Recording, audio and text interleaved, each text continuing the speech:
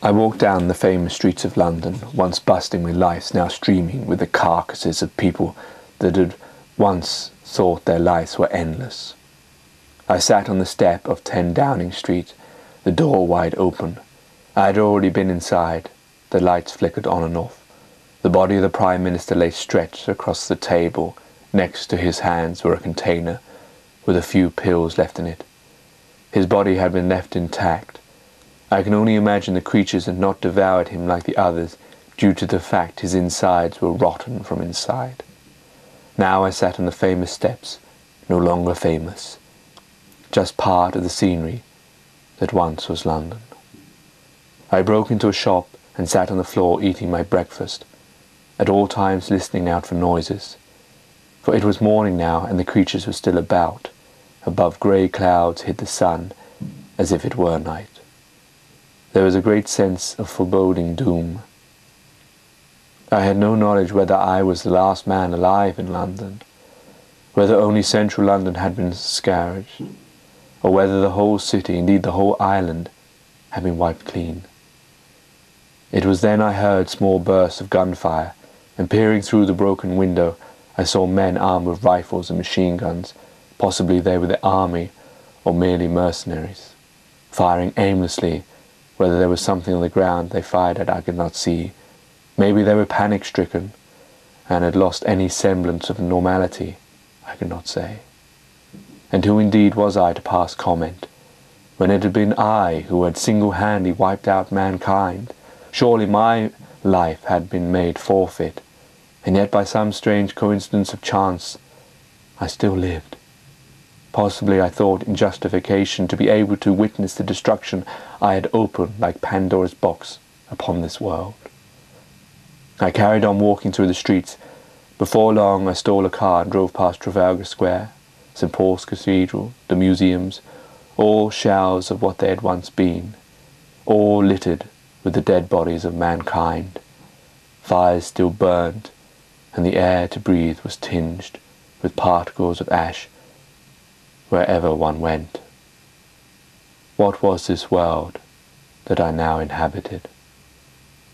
As I drove down the lonely roads, I caught sight of a woman standing by the corner. I stopped a few feet before her, only to recognize it was Vera.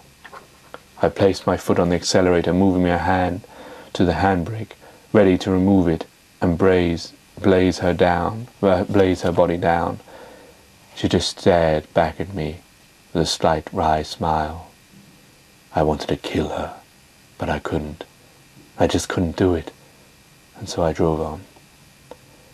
That night I stopped and ate in a restaurant all on my own, and looking through the big pane windows, I tried to block out the dark imagery of London as it lay now, its lifeless, desolate body, its bleak buildings, its barren roads. All of it, I wanted no more. What life was this now?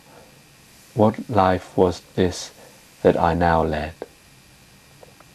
Then from the cosy dining table, I saw a child not more than 7 stumble into view and collapse to the ground. I threw my plate to the ground and ran outside. I fell by the ground near the child, but it was too late.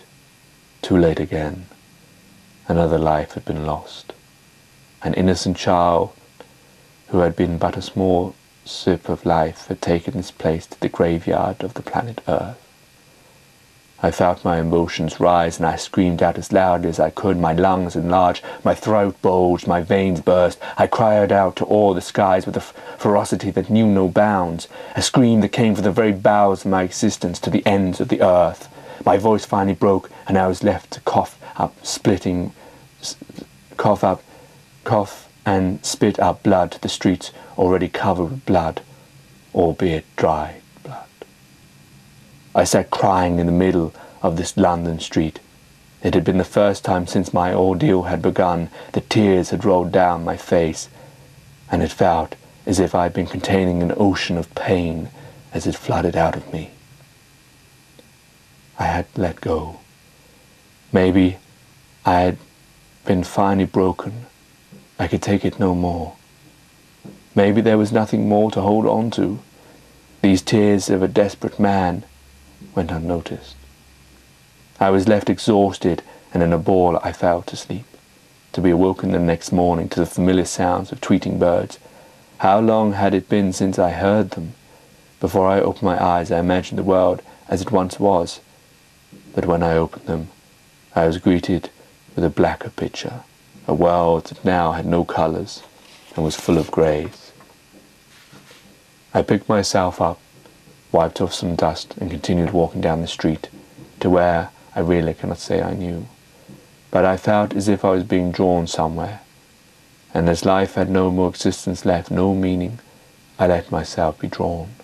Deep down, I know not how, I knew that he waited for me, the soul catcher, the black-hooded man, that he was not dead. I could feel his presence as I had done before. I knew he was the one pulling me towards him. As my wife had told me, I was his last victim. But victim I would not be. I would be the victor. As I had said, my life was forfeit. My only redemption was to slay the beast once and for all, to break this connection between him and I, to set this world once again free from his evils, and fight what I knew would be my final battle.